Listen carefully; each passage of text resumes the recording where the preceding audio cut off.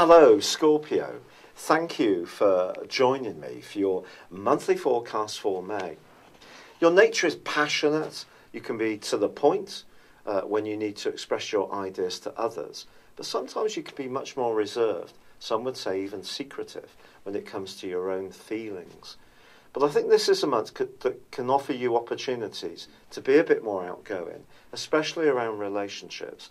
And there is a very important full moon in your zodiac sign on the 10th, which I think is the centrepiece of all the activity this month. But of course, April was retrograde central. And one of the big influences with all retrogrades is Mercury, of course. And on the 3rd, he returns to the sign of Aries. If there are any nitty-gritty issues you need to attend to, your attention to detail can really be enhanced by this.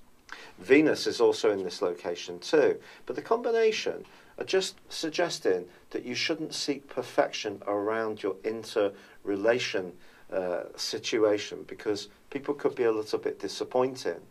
However, a fantastic link in the first week of this month suggests that if you can rise above some of the things that have been going on, be generous of spirit, and also quite compassionate, I feel a conversation you have could be very uplifting. There is a quarter moon on the 3rd, however, which suggests if you're attending an interview, applying for a job, trying to negotiate something with your boss, however hard you try and understand what they may expect from you, it may not quite be received in the way you want.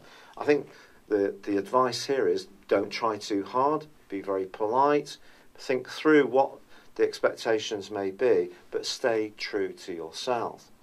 The big moment this month, as I said before, is going to be that full moon. And if there is a relationship that's not working so well and you need to speak out about it, this full moon's angle with Pluto, your modern ruler, is certainly going to help. However, Pluto is going to be forging a tense link with the planet of passion, your traditional ruler of Mars, in week 3. These two are at a rather obtuse angle, but Mars is in the part of your scope which can see you quite compulsive in your moves, instinctive, but that could see you sort of making some snap decisions which may not be best for you, or being quite outspoken in a way which could run counter to your own deeper needs. So just be aware of that. But if there is something you do need to talk through, I think you can come across it with a degree of conviction, and people will certainly know where they stand afterwards with you, but you may share some things that up until now you've kept very closely to your chest. I think the defining point within this process can be the 16th when Mercury returns to Taurus. Then you can just seem to be a little more detached and hear other people's viewpoints, respect them, even if you disagree with them. And certainly by the 20th, when Mercury returns to the point where the retrograde first began on the 9th of April, that's going to be an exciting opportunity to clear the air if there have been any muddles around a close involvement. Now, the Sun's going to be moving on the 21st to join up with Mars in the sign of Gemini. So the last 10 days of this month are going to really shine a different kind of light in your situation, where there may have been some negotiation earlier in the month and some need to grapple with practicalities. I think this last phase can see a very scorpionic side of your nature come out.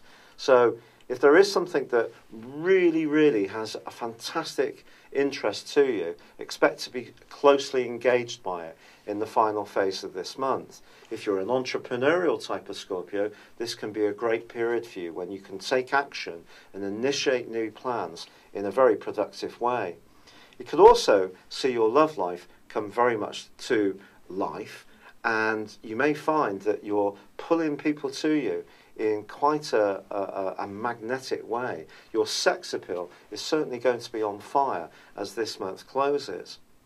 Venus, the planet of love and relating, however, is clashing with Pluto in the last week, suggesting there could be someone you find yourself chatting to, that there is quite a link, some kind of energy that you find very powerful, but just be aware that whatever your motives are, they're going to be good for you, and ultimately fair for the other person as well. Now, Mars is actually forging a fantastic link to Uranus in the last week of this month too. And if you are coming up with some unusual ideas to marshal your finances more effectively, you're being more innovative in your approach, this can be very well received by others. And if you are wanting in general to do better with long-term finances, the new moon will certainly help you on the 25th. But someone can really draw you to them in a very unexpected way in the last couple of days of this month. It could also be someone that you get to know or encounter through your work who is quite an interesting character. Perhaps it's going to be a romantic dimension, perhaps a more professional one, but there can be a spark of energy towards one another that can certainly make your pulse race. It's been a real pleasure being with you. Thank you for joining me. Good luck and goodbye for now.